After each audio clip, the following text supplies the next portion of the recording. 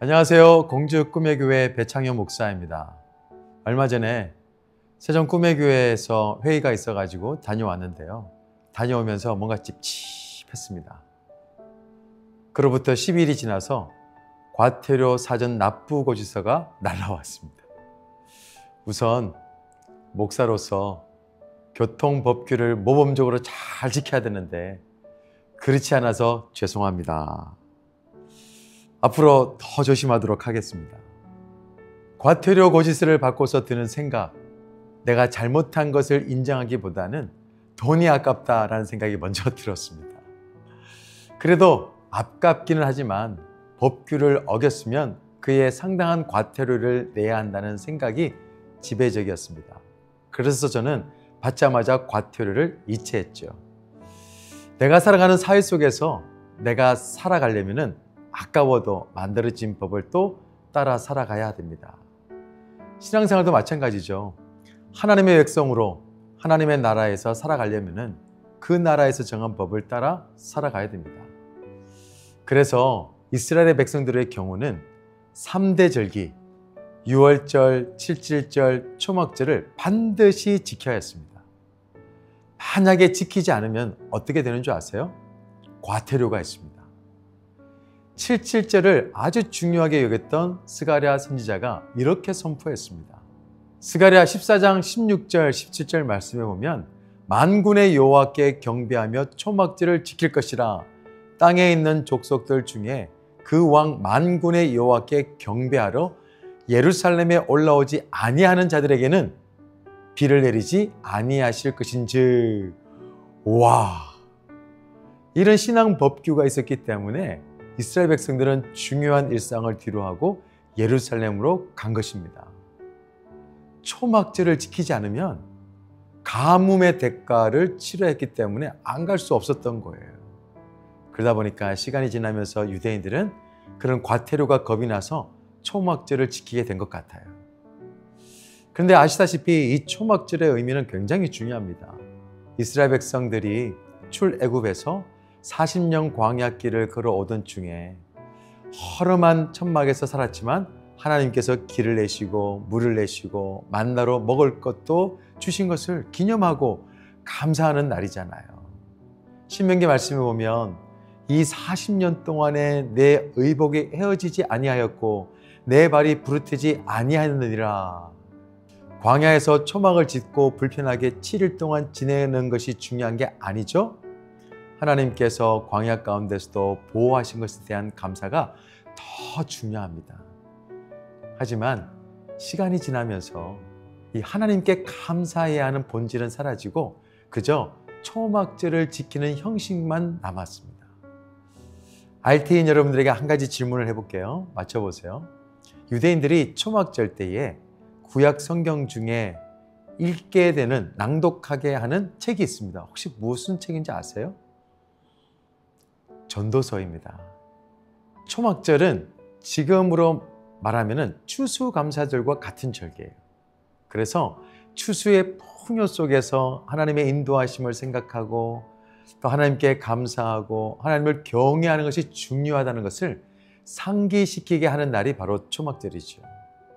그리고 초막과 같은 이 세상의 집에서 사는 생활을 마치고 새로운 초소를 바라는 마음이 그 안에 담겨져 있습니다.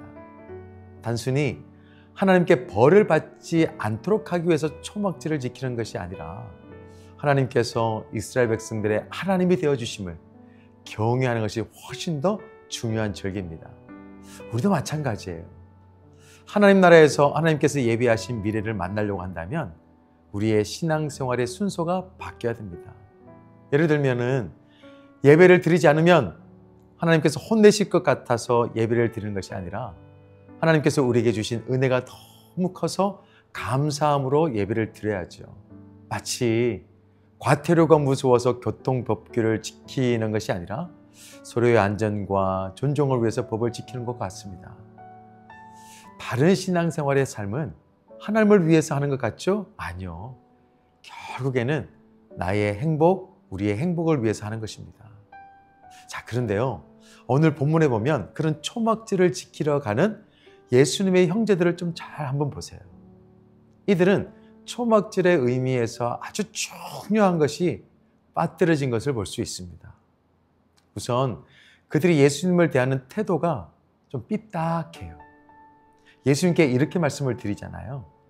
3절에 보면 당신이 행하는 일을 제자들도 보게 여기를 떠나서 유대로 가소서, 스스로 나타나기를 구하면서 묻혀서 일을 하는 사람이 없나니 이 일을 행하려 하거든 자신을 세상에 나타내소서. 쉽게 말하면 이런 것입니다.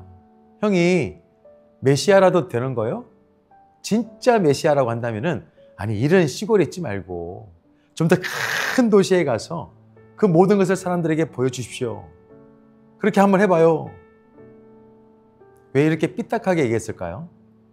5절을 보면 그 형제들까지도 예수를 믿지 아니했다라고 기록되어 있습니다. 아우들이 이전에 기적을 일으킨 형, 그 예수님을 봤지만 좀 마음에 안 들었던 것 같아요. 아마도 자신들과 집안에 실제적인 도움이 없어서 그런 것 같아요. 그 상황 속에서 예수님은 그 형제들의 제안을 따르지 않습니다. 왜요? 예수님의 생각은 형제들과 달랐기 때문입니다. 예수님은 자신이 드러나는 것이 아니라 하나님의 뜻이 이루어지기를 원하셨고 하나님의 때를 기다렸던 거예요. 우리가 하나님의 제자로, 하나님의 자녀로 하나님 나라에서 행복하게 살려면 하나님께서 기대하시는 신앙생활을 해야 됩니다. 왜요? 우리를 살리시고 고치시고 키우시고 세우시는 분은 오직 주님밖에 없기 때문입니다. 초막절의 주인이 누구예요? 예수님이잖아요. 그렇지만 예수님의 동생들은 초막절을 지키고 있지만 자신의 생각과 편견으로 인하여서 예수님을 메시아로 인정하지 않고 그저 초막절만 지내는 것을 볼 수 있습니다. 결국 초막절을 지키려고 하는 열심은 있었지만 핵심은 누락되어진 것입니다. 우리도 신앙생활하면서 기억해야 될 게 있습니다. 신앙의 본질, 신앙의 핵심이신 예수님을 절대로 패싱하지 마세요. 주님이 내 곁에 계심을 잊지 마세요. 열심보다 핵심입니다. 그래요. 열정을 다해서 다 예배하세요. 대신에 하나님을 하나님답게 예배하세요. 열심히 말씀을 읽으세요. 통독도 하세요. 그렇지만 중요한 것은 하나님의 마음을 이해하는 거예요. 기도 최선을 다하세요. 더 중요한 것은 뭐냐 하면 하나님의 뜻이 내 가운데 이루어지게 하는 것. 하나님의 뜻을 생각할 수 있어야 됩니다. 감동의 찬양을 하세요. 정말 이 세포가 깨어서 찬양하는 그런 감동의 찬양 드리세요. 그렇지만 그 찬양의 가사가 여러분의 삶이 될 수 있도록 하세요. 교회 안에서 아무리 열심을 내고 최선을 다하고 노력한다고 하더라도 우리 삶 속에서 주님이 빠져 있으면 그것은 불신앙입니다.